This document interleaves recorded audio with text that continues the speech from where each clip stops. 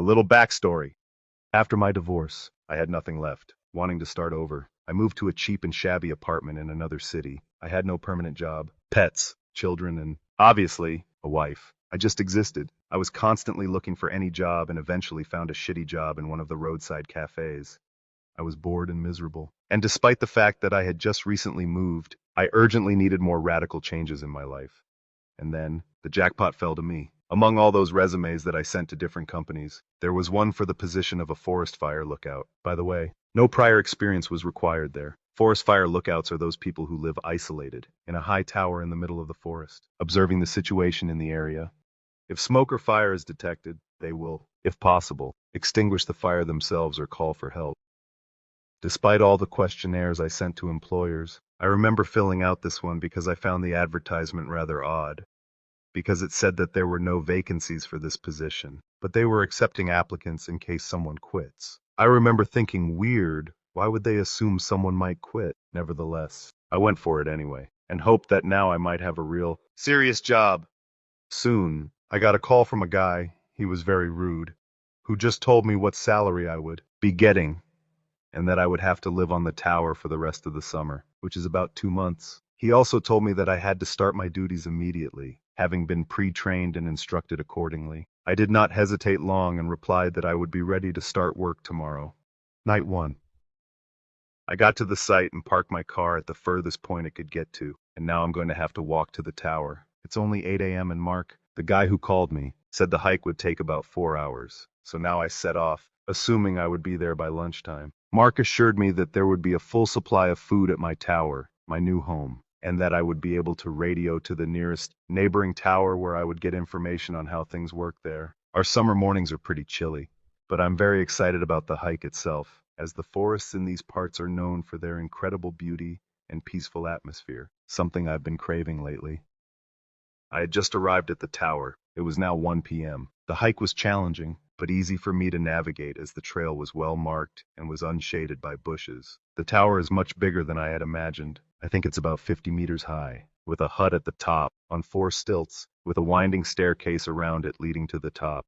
Next to the tower is a utility room and a warehouse where I assume food and water are stored. I'll check it all out later. Once I get up to my hut and put my backpack and stuff down, the stairs were a real freaking climb of some sort, old and creaky, but I'm hoping to get used to it. The hut is small, and there's even a balcony. Inside there's a bed, a large radio for communication that looks like a military radio, a table with a map, some books, a toolbox, a small portable radio, a lamp, binoculars, and a flashlight. There are large windows on the sides of the hut, so from inside I could see the endless forest around me. Creepy, but makes sense since I'm looking out for fires and I have to have everything in sight. I put my backpack down and remembered what Mark had said about contacting the nearest tower, so I did. Hello? Is anyone out there? I asked, turning on the big radio. I can hear you. Hi. You're the new caretaker, aren't you? I'm Allison, the woman called out cheerfully and excitedly. I've been keeping an eye on your part of the forest while you made the journey here, but it's actually very difficult for me to keep control of such a huge area. So I'm glad you're finally here. Nice to meet you. Yes. I'm the new caretaker. My name is Oscar. I answered the phone. Mark said that you will bring me up to speed, explain my duties and tasks, and give me answers to any questions I have. Is that correct? That's right. Well, you've already figured out how to handle the radio station, so that's a start. The restroom is at the bottom of the tower, as is the food supply, which is replenished every week by Mark or his son. As for the job itself, there's a lot of looking around to make sure no one is camping at night. Extreme hikers get caught, and to tickle the nerves, they don't stay overnight and wander through the forest. There should be no walking in the forest at night, and most importantly, no campfires in the forest, Allison continued. All of this is in the handbook that should be on your desk. Read it. Thanks, Allison. I'll do that and get back to you, I replied enthusiastically. I'll call you on the radio if I have any questions. She didn't reply to that. I opened the manual and flipped through it. Basically, it said everything she had just told me, just in more technical terms. As I was flipping through, a piece of paper fell out of the handbook. It was a note that was handwritten in blue ink. The handwriting was scratchy, and the content of the text seemed insane. And that's what I read. Rules for avoiding a smiling woman. 1. If you see a woman in the woods with a manic smile on her face, Don't approach her and draw attention to yourself. Go back to your tower. 2. If the radio station comes on and you hear a voice that doesn't sound like the caretaker of a neighboring tower, don't answer whatever it is you hear. 3. If you hear a woman crying somewhere nearby between 1 a.m. and 4 a.m., ignore it. 4. Always sleep with a lamp on at night. If it starts to flicker, quickly turn on the main light and keep it on until morning. If your lamp goes out completely before you can do so, hide under your bed until dawn. 5. At night, if you hear someone walking quickly up the stairs of your tower, turn on the main light immediately. If you don't do this by the time she is at the top, it will be too late. 6. If you wake up and see a creepy and smiling woman looking at you through your window, hide under a blanket and hold your breath. She will enter your cabin, and you will feel her breath next to you, as if she is looming over you. Don't breathe. It will only last a few seconds. Be patient. As soon as you feel her leave, turn on the main light immediately. 7. If you hear any scratching noises anywhere, whether in your cabin or in the outhouse below, turn off the radio, turn off the lights, and hide under a blanket until the scratching stops. 8. If you find a campfire somewhere nearby at night, and on approaching the spot you hear a woman screaming, run back to the tower as fast as you can. 9. If at any point you return to your tower and realize there is someone inside, run. Don't stop until you get to the next caretaker. Don't look back. She's gonna chase you. What the hell? Is this some kind of sick joke?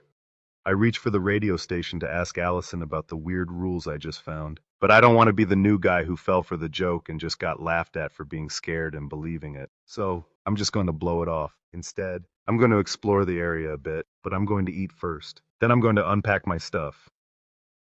Good night. Allison's voice suddenly came through. I was startled out of my sleep and hastily answered the radio. Good night, Allison. Thanks for your help tonight. Allison again didn't answer anything else. My first day came to an end. After eating, I explored the forest and familiarized myself with the machete used to clear trails, which was a great stress reliever. I also read about some of the laws of the forest and further responsibilities associated with the job. Allison had gotten in touch from time to see if I was okay, but I had never mentioned the strange rules I had found. But now I woke up from the scare I got from Allison, who had just said goodnight to me. I got out of bed and looked around, seeing nothing but darkness and barely visible. Thanks to the light of the moon, trees, it was dark and eerie. But the darkness was an important factor in my work, as fire was much easier to spot at night. I knew there were other caretakers besides me, and I had had a busy day today, so I decided to rest. I was just about to go back to bed when I heard a scratching sound. That's weird, but it's probably some kind of animal, I thought. Jumping into bed, tired after the first day, I bent down to turn off the lamp. Just as I was about to do so, the scratching got faster and louder. I start to take my hand away from the lamp switch, and the scratching slows down. This is really weird. What's even weirder is that the scratching seems almost methodical. It has a rhythm to it. Suddenly, the radio station starts making a loud noise. What the fuck? Hitting the shelf, I jumped out of bed and turned it off, and as I did so, I glimpsed the list of rules I'd read earlier. There was something about scratching, wasn't there? Oh shit. Rule 7. If you hear any scratching anywhere, whether in your cabin or outhouse, turn off the radio and hide under a blanket until the scratching stops. I quickly jumped under the blanket. I could still hear the scratching, but it sounded closer. It was coming from downstairs, but now it was like someone was scratching at the front door. Then the sound grew quieter. I lay still. What the hell was that? I couldn't understand, but I was literally shaking with terror. Morning came. I eventually fell asleep during the night under a blanket. The scratching had stopped, but I didn't move at all and stayed out from under the blanket, eventually letting fatigue take over. Looking back, I feel a little silly. I'm in the woods. There are tons of animals here. And at night, many of them are very active, and the radio could easily pick up any extraneous waves and frequencies. I guess I'm just overreacting. These are all unfounded fears. Anyway, my first night was the hardest. Trying to adjust to life at 50 meters, alone, in the middle of a deep forest. I need to get used to it, and that's a fact. Today is day 2, and I'm going to make the most of all the time before nightfall. I hope that the other nights will be less intense than this one. Day 2. I can't stop thinking about that scratching noise from last night. What was it? Maybe some kind of animal? Damn, I hope it was an animal after all. I'm trying not to think about this list, but believe me, it's hard to do. I brought it with me, just in case. Even though I feel a little silly, I bet it's someone's joke. It's only my second day, and I'm already played out. I can't stop thinking about it. Anyway, I'm currently on patrol, just walking some trails and paths, making sure no one is camping in the woods. It's getting dark now, so I think I need to head back. I'm about to make a detour and get on the trail that leads back to my tower when I suddenly catch a glimpse of a tent. There it is, my first real challenge, telling campers and hikers that they need to pack up and leave the forest, because this area is for day hikers and hikers only. Moving on, the campsite is located in a large clearing among the trees. There is only one reddish-yellow tent and a pit with an extinguished fire. Hello? Is anyone here? I shout. You can't camp here. This place is for day hiking only. There was no response. I walk closer to the camp and stop by the campfire, in case someone suddenly pops out of the tent. Given all the circumstances lately, I fear absolutely everything. I'm talking again. Hey, hello? Is anyone here? I'm the forest ranger. My name is Oscar. Silence again. Now I'm starting to feel very strange. Something is wrong in this place. I can't explain it. Some creepy and unexplainable feeling of dread inside. I'm sure whoever is camping here is just walking around somewhere nearby and will come back. But it's almost dark, which makes me start to worry even more. Wait, there was a rule about that. Now, I pulled the list out of my pocket and quickly looked through it. Sure enough. Rule 8. If you find a campfire somewhere at night, and as you approach the spot you hear a woman screaming, run to the tower as fast as you can. Okay, that's understandable, but I didn't hear a scream. It's just an empty camp. The fire's out and it's not even warm, so no one's been here for a while. I decide to use my pocket radio to contact Allison. Allison, hi. Listen, I came across someone's camp. There's no fire, or rather there is, but it's already gone. Apparently there's no people here either. I've tried calling out for someone, but no one's responding. What do I do? Where is it? Allison answered instantly. I took a map out of my backpack, shined my flashlight, and gave her the coordinates of that place. I realized it's almost near the border of my zone. I'll go there now, and you just go back to your tower. Okay? Allison replied. Are you sure you won't need my help? I asked. Yeah, I'm sure I'll be fine. Just go back, and be careful. Okay, all right. She's got a lot of experience. I think she can handle it without me. I'll contact her later when I get back to ask how she's doing. I had been walking for about 30 minutes towards my tower when I saw a fresh trail. Strange, I don't remember seeing it on the map. I thought the trail I was walking on was straight and shouldn't have any branches off to the side. Figuring I just hadn't noticed it that morning when I was studying the trails, I continued on to the tower. When I got back, I sat at my desk, staring at the damn rules. I never asked Allison about them, and I don't want to unless something even weirder happens. Tonight was nothing out of the ordinary. I just found an empty campground and didn't hear a woman screaming, so it's all normal. I sat in the cabin for about 20 minutes when suddenly Allison got on the phone herself. Oscar, listen, I'm here. There's a guy here and he says he was going somewhere for a while and didn't know it wasn't allowed to camp here, Allison explains. Now we're going to his car. He's going to take his stuff and leave. I'm fine. I hear you, Allison. Thanks for dealing with this misunderstanding for me. Good night, I reply. I feel bad because she went there on her own, even though it's my lot and my problem, and I'm just lying here on the bed getting ready for bed. I hope she's not angry at my helplessness. The next morning came. The night was peaceful. No problems. I felt safer now than before and left the list on the table today. I spent the morning in a good mood, ate a lot. I think my appetite is growing because of all the nature walks, and that's a good thing. After a hearty breakfast, I stood for a long time looking at the forest from the cabin window. It's a very soothing and pleasant sight, so I pulled up a chair and sat looking out the window all day, listening to the sounds of nature and admiring the surrounding beauty. It's time for my evening detour, but first I want to check out that strange trail. I studied the map again this morning and actually, I wasn't wrong. It doesn't show this trail, so we need to figure it out.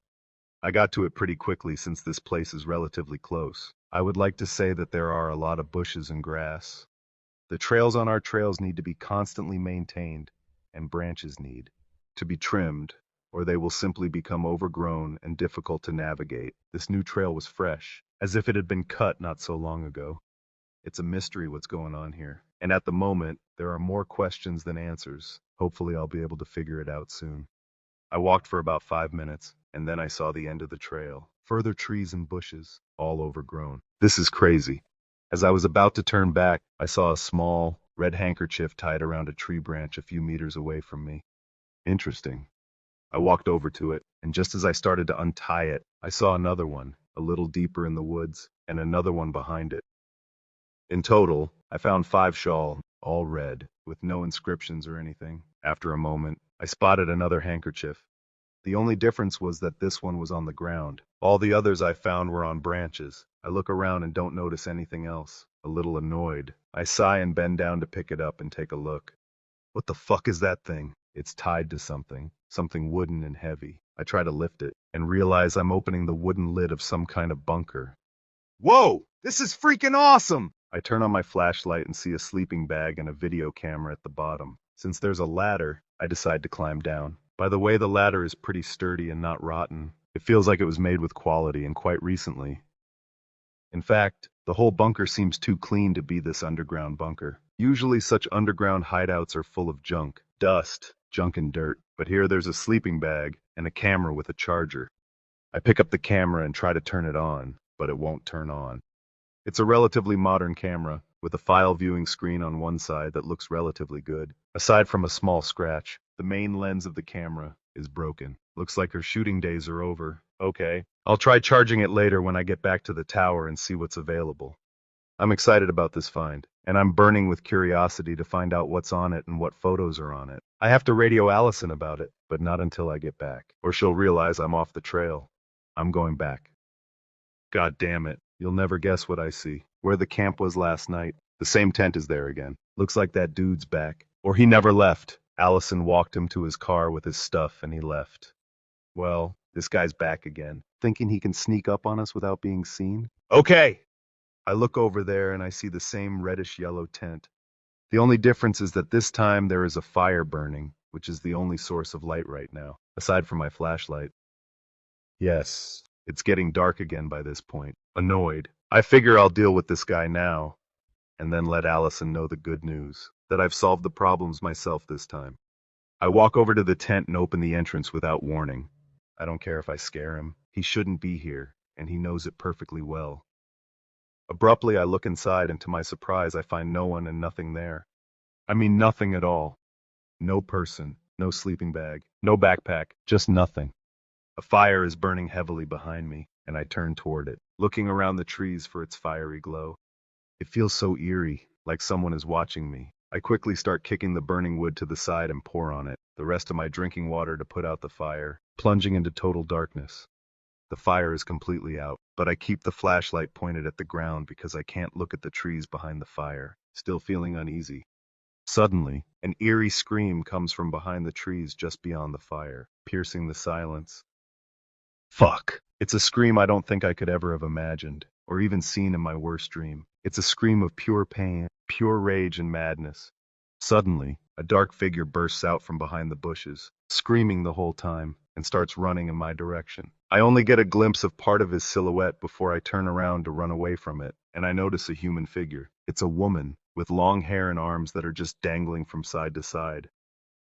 I'm running through a forest I don't really know yet, trying to stay on track, assuming I'm running in the right direction, towards my tower. She won't stop screaming, still chasing me. The distant scream I hear pierces my thoughts. Making a sharp turn in the path, I'm already starting to scream myself, and I can't even hear myself over the background of her screaming. I'm halfway to the tower. Abruptly, I look back up. Shit, I can't get away from her. What the fuck? The scream gets louder. She's almost catching up to me. How the hell can she still scream and run so fast? Fucking tower! I can see the dim glow of the lamp I left in the hut upstairs. There's hope, if I can make it upstairs in time. I run up the stairs as fast as I can. The winding stairs are old and crooked, so I stumble every few steps, but I haven't quite lost my balance yet. Halfway down, I hear her reach the first few steps. She's really fast and I can hear it, but I think I can do it. I reach the top, run into my hut, and as I slam the door, the screaming suddenly stops. As I huddle against the door, barely restraining myself from shitting my pants in fear, I hold my flashlight like a weapon ready for battle. The sudden silence doesn't help calm me down right away. At least when she was screaming. I knew where she was, but now I don't. My ears are still ringing. And for now I'm holding on, but I'm shaking with terror. It's been an hour since the screaming stopped, and I haven't heard another sound. My adrenaline is back to normal. but I'm still in a panic and it feels like every hair on my body is standing on end. Finally, I'm going to venture away from the door and contact Allison. If someone decided to prank me like this, I swear I'm going to beat the shit out of them. I'd rather it turn out to be someone's joke, though, so I'll be calmer that way. I turn on the radio and start calling Allison. Allison? I say, out of breath. Allison, please pick up. There's silence. Just a few seconds later, I start to hear a hoarse moan from the receiver. Ooh. Allison, is that you? Hello? Who the hell are you? Answer it! Oh. It was clearly a woman's voice, sounding in pain. What if this weird damn thing that was haunting me is in Allison's possession at this moment? Even if it is, how the hell could it get to her so quickly? Just as I was about to try calling her again, something sounded from the receiver again. It was another moan, only it got louder, then turned to a scream. It was the same fucking scream. The same scream that would haunt my dreams now, saturating them with pain and anger and misery. She screamed incessantly and tossing the phone aside. I collapsed onto the bed, covering my ears with a pillow. Good morning. Oscar! How did you sleep? Can you hear me? Allison chirped the next morning into the radio that was lying on the floor. Yes, I can hear you. Allison, I can't take it anymore, I said tiredly. Allison, tell me what the hell is this list of rules I found on my desk? To be continued.